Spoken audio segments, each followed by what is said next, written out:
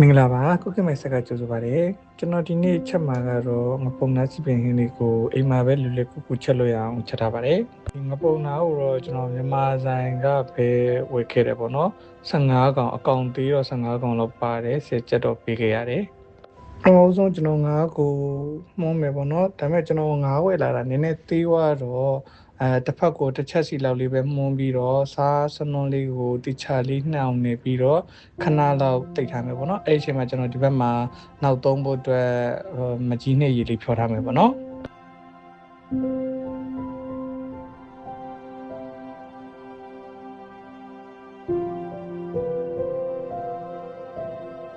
ပြီးတော့ကျက်သွန်ပြူကျက်သွန်နီချင်းကိုအခွန်ခွာမယ်ပေါ့နော်ကျိတ်ဆက်တဲ့ထဲကြီးမှာဆိုတော့ကျွန်တော်ပပတွေတော့မလီတော့ဘူး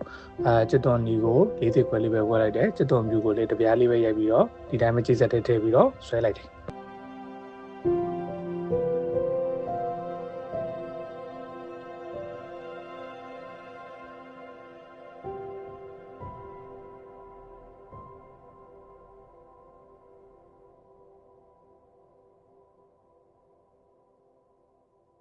နောက်တစ်ဆင့်အနေနဲ့ကတော့ဒေဝူးတွေကိုစီလေးပပလေးထည့်မယ်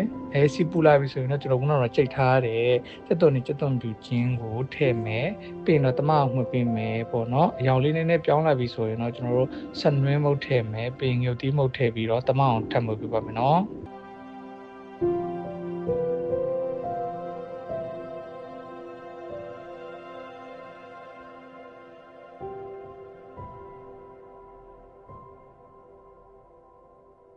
တမအောင်မပြောလို့ရှိရင်တော့ကျွန်တော်တို့ရေလေးနည်းနည်းထည့်လိုက်မယ်ပေါ့နော်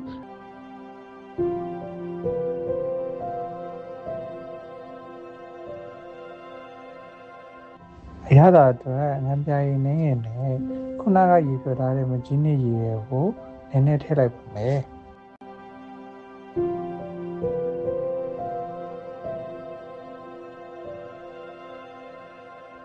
ဒါပေါ့ငါချင်းပြွားရေးဆိုရင်တော့ကျွန်တော်နောက်ဆုံးငါးထည့်မယ်ပေါ့နော်ငါးကိုတစ်ကောင်ချင်းစီဖြည်းဖြည်းချင်းထည့်ပါမယ်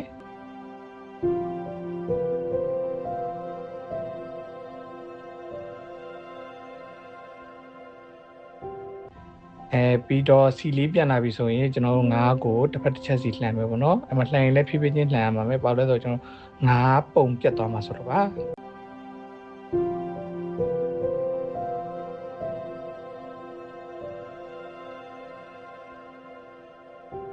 ငါးသားလေးလည်းချက်လောက်ပြီဆိုရင်ကျွန်တော်နောက်ဆုံးအနေနဲ့ငရုတ်သီးလေးအုပ်မယ်နန်းနန်းမင်းလေးအုပ်မယ်ပြီးရင်နောက်ထပ်ခဏလောက်လေးထားလိုက်မယ်ဆိုရင်တော့ပြင်ကျွန်တော်တို့အရန်ရတာရှိတယ်ငပုံနာစီပြန်ဟင်းလေးခွဲရပါပြီ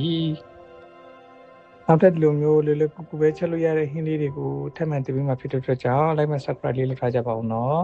TikTok အကောင့်ရှင်လည်း TikTok လေး follow ပေးထားကြပါဦးကျေးဇူးအများကြီးတင်ပါတယ်